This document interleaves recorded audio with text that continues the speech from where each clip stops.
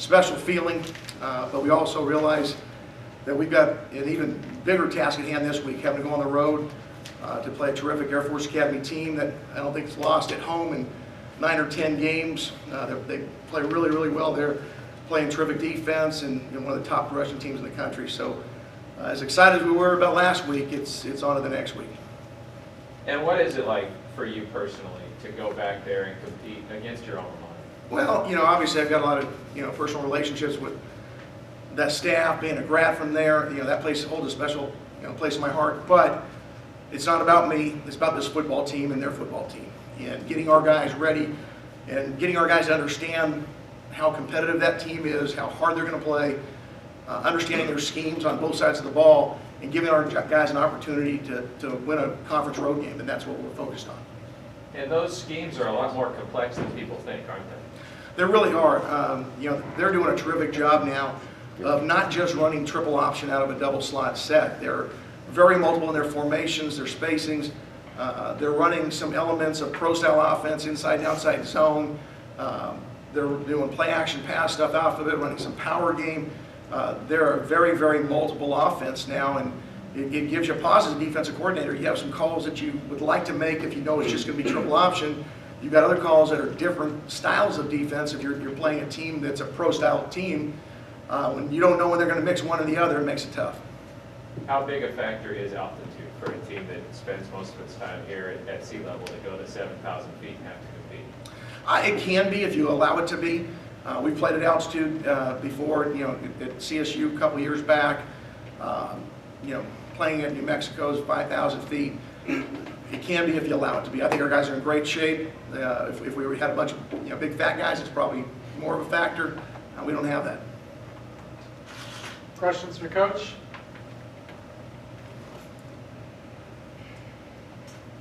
Coach, why was that so emotional for you after the game Friday? Well, I think, our guys put so much work in for the last, 5 weeks. And I think I relayed this to some other people and related to our players.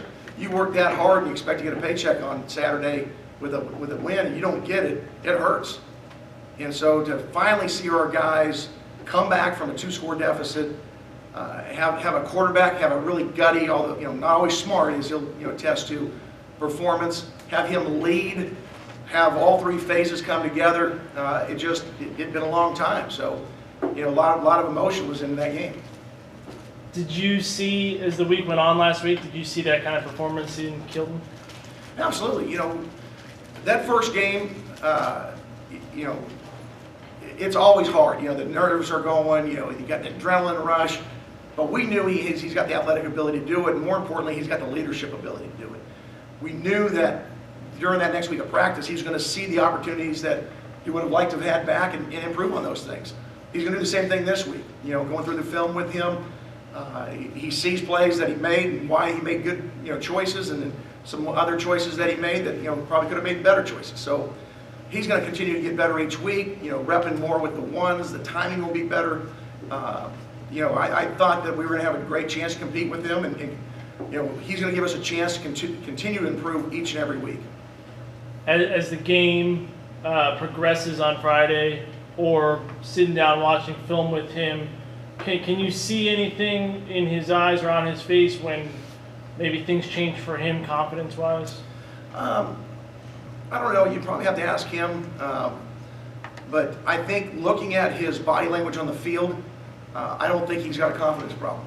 At times he'll be mad at himself for not making the right read, but I think he's confident enough that the next time he will make that right play. And that's what you need from the leader. You've got to have a guy that everybody else looks at and says, this guy's going to find a way. I think, his first touchdown that we scored on Friday night was a great indication of kind of where he's at right now. We call the play, he didn't get us in the right play, the running back's on the wrong side, hands the ball out there, he forgot that he should have put him there. Could have run the ball to the right where we were blocking everything, takes it to the left, makes one guy miss, their middle linebacker hits him at the 4-yard line, runs over him because he's got grit, determination into the end zone. Those kind of plays, while as a coach you want to obviously correct, inspires the guys around him that, hey, we'll find a way with this guy. defensively, when you guys get down by 2 scores in the third quarter, how important do you think that was for the defense to hold them, to have a game like that where they hold them off the board the rest of the way? I think it was huge. Again, I think confidence for this team is difficult when you go through the stretch that we went through. And so to have a chance to win it on defense, to have to make a stop. Their quarterback made a terrific play. We're covering everybody, but our eyes were not disciplined enough to see what's going on. We've got to get that corrected. He shouldn't be running off, maybe a 10 or 15 yard scramble, but not 30, whatever it was. But for us to respond to that, we got a little divine intervention, which didn't hurt. But our guys had to go and pass rush, and to end the game with 2 sacks, I think really spoke to how our guys still had the mental capacity and the fire to continue to compete and didn't fall into this, we're going to find a way to lose things, which a lot of times losing teams will do. More questions for Coach? Having worked under Troy Calhoun, what insight do you have on the attitude of his team, or maybe even strategic moves that he's likely to make in the course of a game? Well, I know this, he does a terrific job of getting his guys prepared each and every week. They will have decided schematic advantages based on his knowledge, vast knowledge, between him and Mike Thiessen of knowing their offense. They do a terrific job with that. The mental makeup of those guys is something that's hard to explain to players on other teams. The structure that those guys go through, their commitment to teamwork is really unique. But as far as knowing the option, I'm not making any plays. It's how we get our guys to execute our defense and how we get our offense to execute against that defense. And you're on your 4th quarterback, they're on their 2nd, but they lost this last week, their fullback Shane Dabbert, who is probably as big a part of their offense as anybody is. How big a factor is that when a guy who's a fullback who can take it 60 yards for a score is no longer there? Well, I don't know. They're listing him on the 2 deep, so I don't know if he's out definitely. But that offense really starts with that fullback, and he's a terrific one. Number 3, DJ Johnson was a starter, and he's a terrific player too. So he's listed as starting this week. So they'll have somebody. They always do, because that offense starts there. You got to have a single caller just like in every offense, but that's probably as important a position, the fullback in that offense with what they do. And those guys are terrific players. Coach, I know you don't want to look too far ahead, but how important is it to run off a winning streak so you guys become bowl eligible? Well, we're not worried about becoming bowl eligible just yet. We're worried about going 1-0 this week. Obviously we've got a lot of juice from last week's game. I think it really helped our confidence. I'm hoping it helped Kilton's confidence that he performed as well as he did and was able to come back from that deficit. And not just him, but for our entire team. And so we're not worried about anything beyond this week. And we got a monumental task this week. This team has not trailed this season. They've won 9 games in a row at home. Playing at that altitude is always tough, and playing a day game, which we haven't done, since Ole Miss. There's a lot of things that we're going to have to adjust to in order to compete in this game. Any final questions for Coach?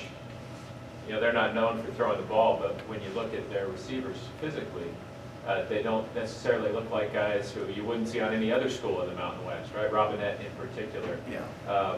How big a threat is that, and how vigilant does your defense need to be to prevent those big plays that catch you off guard? Well, that's the key to that offense. They're, I think, the 5th-ranked rushing team in the country. Just like we saw against San Diego State, when you pound it, you pound it, you pound it, and your safeties and corners by formation necessarily have to get involved in the run game at times. If you lose your eye discipline and you don't do a good job of keying the right keys, they can slip that big receiver behind you. And Robinette's one of the best receivers in this conference. He, as you mentioned, very big frame body, and that's what they do. They don't have to throw it that many times, but you look at their yards per catch, and they're very explosive plays that those guys are making. It's obviously a concern, but Garrett Brown, their slot receiver, their Z, he does a terrific job. They'll use him in the run game, in the throw game. He's a guy that also gives them, some explosive ability. I know it's not about you. You just told us that, but your years there as a player, do you have a favorite memory on that field? God, there's a ton of them. Maybe the first time we beat Notre Dame was pretty darn special. There's a lot of really good memories. Beating Notre Dame my senior year, but went on their field, beating Navy at home my senior year. There was a bunch of them. And I know you don't want anyone to be distracted, but while you guys are there at the academy, knowing what it represents, what it takes for a student athlete to finish there, is there something you share with your players to try to help shape their perspective about those young men and what they're going to be doing? Well, I'll talk to those guys, our team this week, about what those guys are made up of. But it's hard to explain, without having them actually go through it. But we have a tremendous amount of respect, and our players will, for what those guys stand for and what they're going to do after they graduate. But for 3.5 hours or so, on Saturday, they're a conference opponent, and we're trying to get a W just like they are.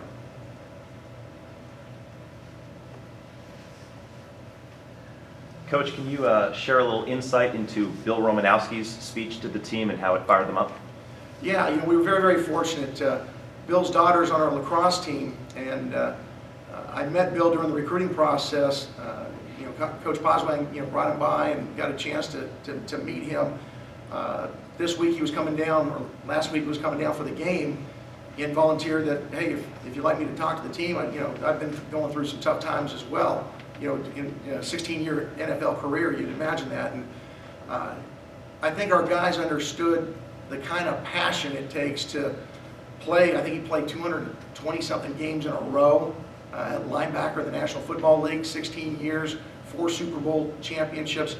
To see the passion still today that he could speak with about the toughness, the grittiness of this game, the challenge of getting knocked down and having to get back up. It was very relatable to our guys. He talked to our guys about having to be a fist and win a physical, battle by staying together like a fist. And I just thought our guys, really, one, respected him and his, a legacy that he brought to them, and then just his message when he, presented to them on Friday night. Any last questions for Coach? The pace of that game, the time of possession stats, the rushing yards, you're still undefeated when your team rushes for 200 yards. I think you're 14-0 now. Is that the kind of game we should expect if things go as planned with Kilton Anderson leading the offense? Well, the thing I liked what Kilton did was we were able to run our complete offense. When you're making the reads and making a defense defend the quarterback, setting the tone early with the play that he made, it kept that safety in the backside linebacker from running, and making plays on Martez. So now, the run game opens up for him.